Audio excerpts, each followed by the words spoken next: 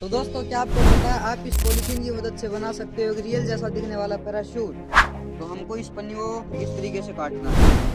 तो सबसे पहले इसकी फिटिंग करते हैं।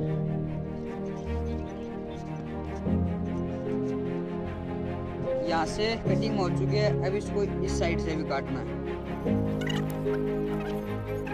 अब इसको सिंपली खोलकर ये जो एक लाइन दिखाई दे रही है ना, इसको यहाँ से काट लेना बस। सिंपली बन चुका है हमारा पैराशूट। अब चलते हैं।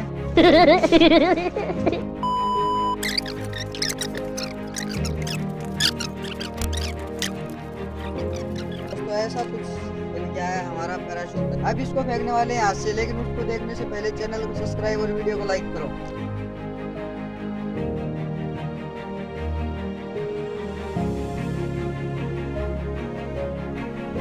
तो अब हम इसको डालने वाले हैं नीचे। 3, 2, 1